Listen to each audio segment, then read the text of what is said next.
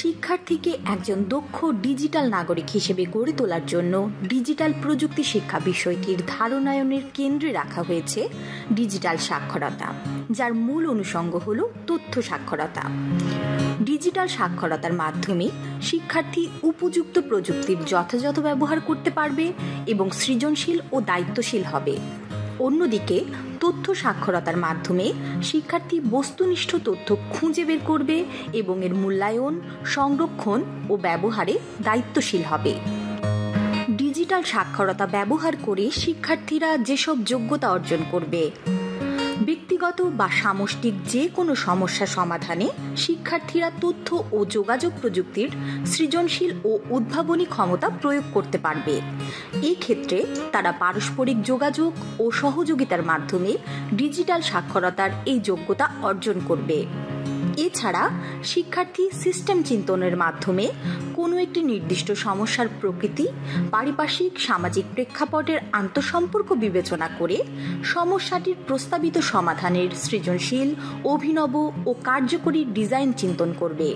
পুরো কার্যক্রমটি শিক্ষার্থী একটি সুসংবদ্ধ গাণিতিক চিন্তন প্রক্রিয়ার মাধ্যমে করবে, যা কম্পিউটেশনাল চিন্তন নামে অভিহিত করা হয়েছে।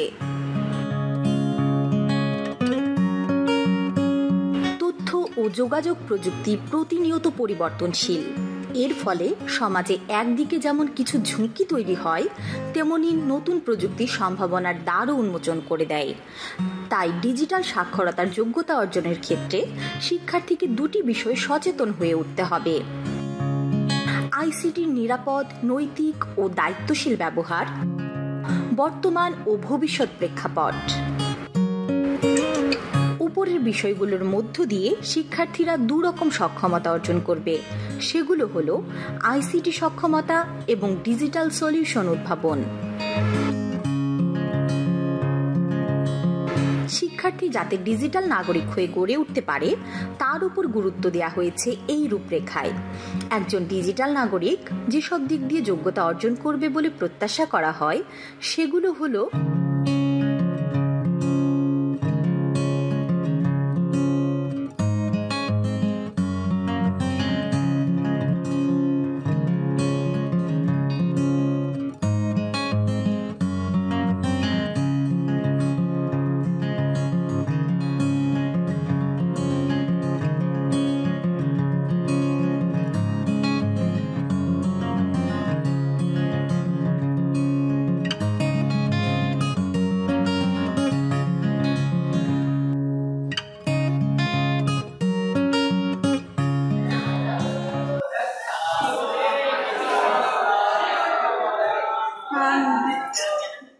সবাই বসো।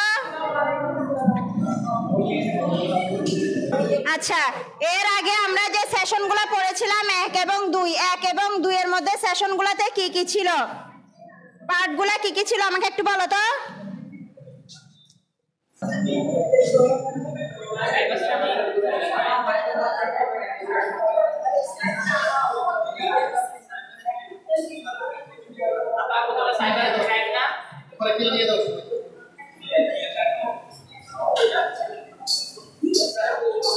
এই টপিকগুলো ছিল না ওখানে?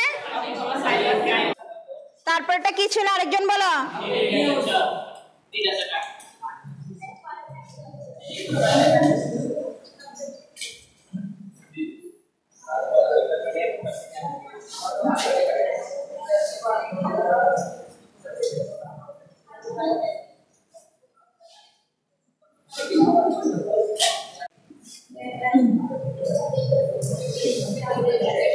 Cyber bullying, stalking, phishing, media profile hacking. পরের টপিকসটাতে কি ছিল যেটা আমরা দ্বিতীয় সেশনে করেছি, মানে এটার সাথে আমাদের সম্পৃক্ত, নিরাপদ হোক সাইবার জগতের সাথে সম্পৃক্ত, এটার সাথে সম্পৃক্ত। এটার মধ্যে আর কি কি ছিল একটু বলো তো। ফেক নিউজ ছিল। নিরাপদ হোক সাইবার জগতের সাথে আমরা এগুলো পরিচিত। এখন আমরা সেশন 3-এর সাথে 1 এবং 2 এবং 3, তো আজকে আমরা এটা একটা ফিনিশিং দিব যে এটার মধ্যে আসলে কিছু জিনিস গ্যাপ গেছে কিনা, আবার কিছু জিনিস আবার এখানে আসছে কিনা, ঠিক আছে? তো এখন তোমরা কালকে যেটা করেছিলাম সবাই বইয়ের মধ্যে করেছিলে না, ওই জিনিসটা সবাই বের করো তো। দ্রুত দ্রুত। আচ্ছা, এখানে আমরা একটা জিনিস বলি, সবাই 40 পৃষ্ঠা একটু খেয়াল করো, যেটা আমরা পদক্ষেপ কোনটার সাথে পেয়েছি, পদক্ষেপ কোনটা নিতে হয়েছে আমাদের, ঘটনা কোনটা ছিল, 4 নম্বর পদক্ষেপের সাথে মিল ছিল। আচ্ছা ঠিক আছে, তারপরে আমরা চলে যাই ঘটনা 2-এ। এখানে কোনটা ছিল, সোশ্যাল মিডিয়া প্রোফাইল হ্যাকিং। আমরা বলেছিলাম একই পদক্ষেপ একাধিক ঘটনার জন্য হতে পারে। কালকে এই কথা বলা হয়েছিল না, যে একই পদক্ষেপ একাধিক ঘটনার ক্রমে থাকতে পারে। সেক্ষেত্রে আমরা কি করতে পারি, ঘটনা 2-এর সাথে পদক্ষেপ 2 যেহেতু গেছে, ওটা পদক্ষেপ 2টা কি ছিল আমাদের, হ্যাঁ আমরা আগেও বলেছি যে পদক্ষেপ একই পদক্ষেপের জন্য আমরা একাধিক ঘটনা নিতে পারি, ঠিক আছে। আচ্ছা, এটা গেল। তারপরে হচ্ছে আমাদের পরবর্তী 3 নম্বর, প্রমাণ সহ www.ref.gov.bd ওয়েবসাইটে অভিযোগ। আমরা যে কোনো সাইবার ক্রাইমের সুবিধার্থে, সাইবার ক্রাইমের যেন আমরা কি ঝুঁকিতে না পড়ি, ঠিক আছে, আমরা নিরাপদ একটা সাইবার জগৎ চাচ্ছি। সেই জন্য আমাদের নিরাপদে থাকার জন্য আমরা কি করব, এই যে কোনো অভিযোগ আমরা এই ঠিকানাতে অভিযোগ জানাতে পারি, ঠিক আছে না। অভিযোগ জানাতে তো কোনো দোষ নেই, আমরা যে কোনো সাইবার জগতে নিরাপদ থাকার জন্য, সাইবার ক্রাইমটাকে তুলে ধরার জন্য আমরা যে কোনো অভিযোগ কার কাছে দিতে পারি, যে ওয়েবসাইট অ্যাড্রেসগুলো দেওয়া আছে সেখানে আমরা করতে পারি। এগুলো একটু নোট করে নাও, কারণ এগুলো লাগবে তোমাদের।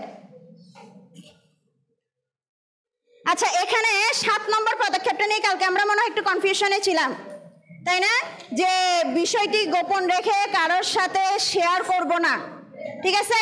এখন আমরা এই জিনিসটা দেখতেছি কোনো ঘটনার সাথে কিন্তু যাচ্ছে না, 5 নম্বর ঘটনার সাথেও যাচ্ছে না, 6 নম্বর ঘটনার সাথে যাচ্ছে না, আসে নাই। অন্য আরেকটা জিনিস তাকে অনলাইনের মাধ্যমে প্রেরণ করা হয়েছে।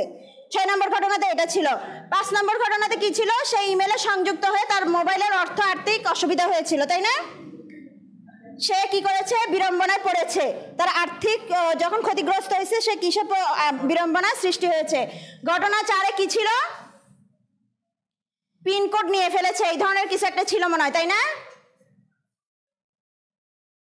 ওই যে পিনকোড, মোবাইল ব্যাংকে হ্যাক করা হয়েছে, ঠিক আছে। তাহলে আমরা দেখতে পাচ্ছি ওই 7 নম্বর পদক্ষেপের সাথে আমাদের কোনো ঘটনাটাই যাচ্ছে না, ঠিক আছে। আমি কোন বিষয়টাকে হাইড করবো এখানে, কোন বিষয়টাকে গোপন করব, যেটা আমি শেয়ার করতে পারবো না, এই ধরনের কোনো ঘটনাই কিন্তু এখানে আসে নাই। তো এখন দেখো 41 পৃষ্ঠায় কিছু তথ্য দেওয়া আছে, সবাই একটু খেয়াল করো।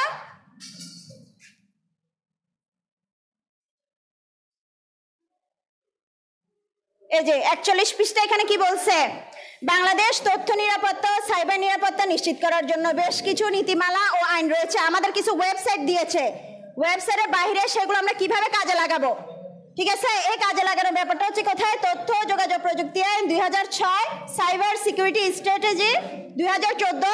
এগুলো একটু লিখে নাও তোমরা, খাতায় নোট করো, শুধু তাকাই থাকলে হবে না, নোট করতে হবে। তারপর হচ্ছে তথ্য নিরাপত্তা পলিসি গাইডলাইন 2014, তারপর হচ্ছে তথ্য যোগাযোগ প্রযুক্তি নীতিমালা 2018, ডিজিটাল নিরাপত্তা আইন 2018। এখন আমাদের বেশিরভাগ ক্ষেত্রে যে সমস্ত আইনগুলো আসতেছে সেগুলো আসতেছে কোথায়, ডিজিটাল নিরাপত্তা আইনে। কোথায় আসতেছে, ডিজিটাল নিরাপত্তা আইনে, ঠিক আছে। আইনের কথা মনে রাখবো, এবং যদি কখনো আমরা কোনো ব্যক্তিগত তথ্য হারানোর ঝুঁকিতে পড়ি অথবা সাইবার আক্রমণের শিকার হই, তবে আমরা এই আইনগুলো জেনে সঠিকভাবে সচেতন হব। কোন ধরনের আইনগুলো, যে আইনগুলোর নীতিমালা এখানে দেওয়া আছে, সবাই বুঝতে পেরেছো, কোনগুলো মনে রাখবো, যে সকল আইনের নীতিমালাগুলো আমাদের বইয়ে দেওয়া আছে সেগুলা, ঠিক আছে।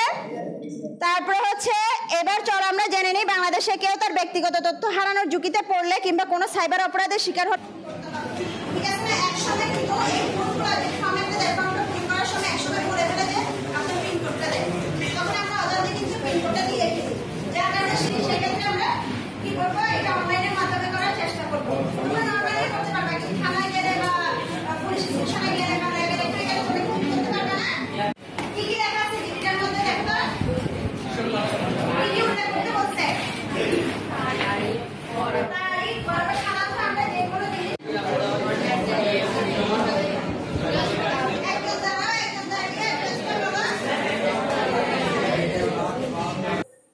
https হ্যাঁ তারপরে কি দেওয়া আছে :/ তারপরে কি দেওয়া আছে এখানে gd ডট তারপরে কি পুলিশ ডট চলে আসছে। আচ্ছা আচ্ছা এখন দেখো তোমাদের বইয়ে এই ধরনের জিনিসটা আসছে কিনা, বইয়ে এই ধরনের জিনিসটা আসছে। তাহলে আমরা যদি এই ধরনের ওয়েবসাইটে ঢুকি তাহলে আমরা এই ধরনের একটা পেজ দেখতে পাবো, ঠিক আছে, যেখানে আমরা কি করতে পারবো জিডি করতে পারবো। এখন তোমাদের বইয়ে নমুনা অনুসারে এই পরের পেজে যাও 43 পৃষ্ঠায়। 43 পৃষ্ঠায় দেখো এখানে কি দেওয়া আছে, এরপর প্রয়োজনীয় নির্দেশনা অনুসরণ করব। সবাই এটা খেয়াল করছো? বইয়ে কিন্তু বোঝা যাচ্ছে না, এখানে কিন্তু বোঝা যাচ্ছে। সো তোমরা এখানে দেখো কি লেখা আছে। এখানে আমরা প্রথমে কোথায় যাব, বিশেষ নির্দেশিকায় যাব। কিভাবে আমি স্টেপগুলো ফলো করছি সেটা ফলো করে তোমরা বাসায় যেয়ে সেটা বাসায় প্র্যাকটিস করবা, ঠিক আছে? কেন আসবে না মোবাইলে, কেন আসবে না? অবশ্যই আসবে। আচ্ছা এবার দেখো অভিযোগ করার জন্য যা যা প্রয়োজন। নির্দেশিকা পড়েছ? নির্দেশিকার পরে কি আসছে, অভিযোগ করার জন্য যা যা প্রয়োজন। আমরা অভিযোগ করার জন্য কি কি লাগবে বা কি কি দরকার সেটা আমরা কি করব, এই ধরনের ধাপগুলো দেওয়া আছে। আমরা প্রথমে ওয়েবসাইটে যাব, যে কিভাবে কাজটা করতে হবে, জিটিটা ওপেন করতে হবে, আমরা জানবো কি কি নির্দেশনা দেওয়া আছে এবং কোন কোন পদক্ষেপগুলো আমাকে নিতে হবে। নির্দেশনার মতো মেনে আমি কাজটা করব। এটা তোমাদের বাড়ি কাজ থাকবে, সবাই বুঝতে পারছো? এবং এটা বাসায় ভালোভাবে করে স্টেপগুলো ফলো করে খাতায় লিখে নিবা। কি করবা? খাতায় লিখে নিয়ে আসবা, ঠিক আছে? সবাই বুঝতে পেরেছো বাড়ি কাজ? বাড়ি কাজটা অবশ্যই ইন্ডিভিজুয়ালি হতে হবে, ঠিক আছে? আচ্ছা ঠিক আছে, তাহলে সবাইকে আগামী ক্লাসের জন্য অগ্রিম শুভেচ্ছা রইল। আল্লাহ হাফেজ।